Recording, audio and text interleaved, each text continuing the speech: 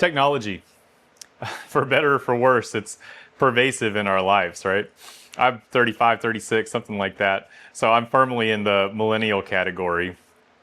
And that means I've always been around technology, even for as long as I've been. And I feel like as a generation, we've come up learning technology. We had technology that was not very reliable when we started, and now it's much more reliable. But we have some problem solving as well as a more nuanced perspective on how to use technology. When I grew up, as a kid, we always had a computer. At first, we had one of those very old Macs that was in the just the big box. So the screen was up here. It had a couple floppy drives down here. It was about that deep, and it had a keyboard. And I could do very basic things with that. I was young enough that I wasn't like writing things.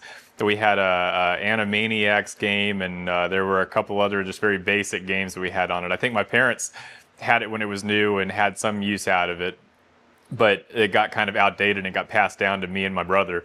So we fooled with that thing a bunch, and I still remember very clearly when our first more contemporary computer came. It came in a big Gateway box, which had it was painted like black and white and cow print pattern. And that was a big day when it came off the UPS truck. So I grew up playing on that, Command and Conquer, Need for Speed, some of those kind of computer games, typing things on there. I remember I got in trouble in 5th grade and had to type a paper on there, and I was not good at it yet. But then my dad, I remember, had a laptop that would play DVDs, and I remember sneaking DVDs I wasn't supposed to watch and watching them on that laptop. As social media came up and I came to be a little older, we got into AOL Instant Messenger. I credit that entirely with learning how to type. I'm a very proficient typist now. And that was all just from messaging my friends back and forth and trying to get on some of those early rudimentary chat boards and things. And that turned into MySpace and LiveJournal, which were not necessarily good influences, but they were part of how I learned how to engage with the world. Those led to Facebook, which everyone knows Facebook at this point. I think I was in one of the early groups to adopt Facebook, for better or for worse. It was a good way to connect with my friends, but I also learned the consequences of oversharing as well. I think my whole generation has, and as a result, we've seen a lot of my peers moving away from those social media platforms and being, if not away from them, certainly being very mindful of what we post on those platforms. It's been very interesting. I still keep a Facebook account, but it's more for Facebook Marketplace, which has largely replaced Craigslist and my sort of casual use. But now that's been more taken over by the older folks, the boomers. My parents are very active on Facebook, and a lot of people in that generation are. But my peers have largely left it. Now, in my day-to-day life now, when we talk social media, for my life, that's largely Reddit and YouTube, which I've had a mixed experience with both of those. Reddit, I have just taken off of my phone and my tablet again. So if I want to use it, I have to get on my computer, which is an extra burden. But I just keep finding myself looking at it and scrolling and losing minutes or hours to no benefit. To no benefit. If anything, getting more distressed and bothered by it. Some of the things on there, it's made to draw you in, and I just look back at time I've spent on there that I've gained nothing from. If anything, I end up with a worse outlook on the world from carousing Reddit. You see all these people's expressions and perspectives, and they're... I caution to say they're well informed. It's more diverse on certainly a liberal leaning perspective. But they're not always good perspectives, and they certainly don't always lift me up in the world either. So it's just something interesting to have to think about. But I'm trying to evaluate where that's getting me in my life. YouTube, I can waste time on YouTube too, but YouTube is kind of cool in that there's so many people making interesting things that I can actually grow from. I can absolutely mindlessly lose time on YouTube, and it's one of my favorite ways to fall asleep too. I'll just set YouTube videos playing so that it kind of can drown out my inner voice. Instead of running TV on, which we don't even have a cable subscription, and trying to get on the live TVs costs too much money at this point for not enough value. But I'll fall asleep with that running, and usually it'll go over to some long form podcast. I think the algorithm must know what I'm using it for, so it'll move to like the Fall of Civilizations or something, which is very interesting. So you can lose time on that, but I can also learn a lot of things. A lot of my YouTubing I'm doing here, I've learned most of this setup from YouTube, which makes a lot of sense since it's going back to YouTube again, right? So the takeaway I have from that is to be conscientious with my use of technology. AI as well. AI can be something powerful that can improve your understanding and help bake out your ideas a little more fully, or it can be a crutch that cripples your original thinking. I did a podcast recently on my Sleepy Nursing channel discussing that very thing, how to responsibly and ethically use AI in nursing practice. So with all of these things, I think it's most important to think about our priorities. What are my priorities? Well, my number one priority is I want to be with my family.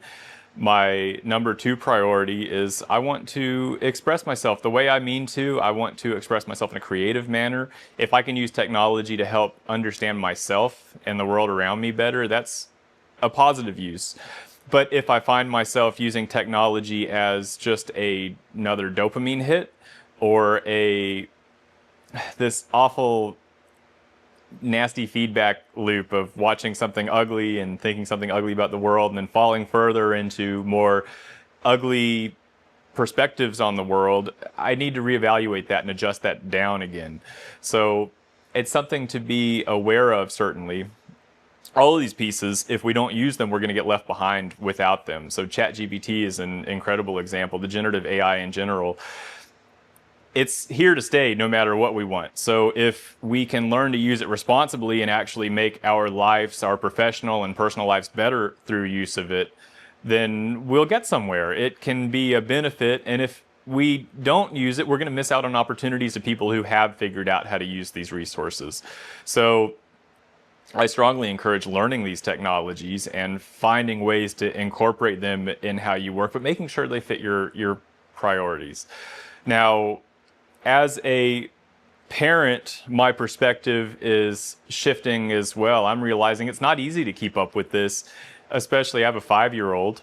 I don't want her to have no technology, but unfortunately, and I bet like a lot of my peers, we overdo the technology. So she has videos going. And when I grew up, we had the TV on just the same as anybody. I watched the Nickelodeon and all that kind of stuff. And it wasn't, especially Nickelodeon in the 90s. I tried to go back and watch Rocko's Modern Life or any of those weird shows we had. Some of that stuff was really out there. So I'm not going to say I'm better than that, but I feel like the way it's set up is different again still. She has so much access to so many different things.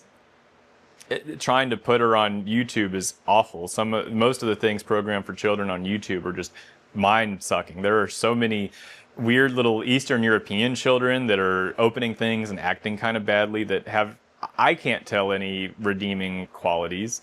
And the same is true of American-based content creators. There are guys that just do zany things all the time with no real benefit. So I'm trying to limit those, but allow her access to more curated programming. Though if you get into Netflix and Amazon and some of those, you'll find some of those same weird Eastern European kids on there as well. So I think a lot of those platforms buy the rights to inexpensive programming so they can bulk up their kids' offerings, but you don't really have a way to limit that. I've gone in and tried to say block this awful channel and block this one, and you can't do it as far as I can tell. So it's harder to get away from a lot of that stuff.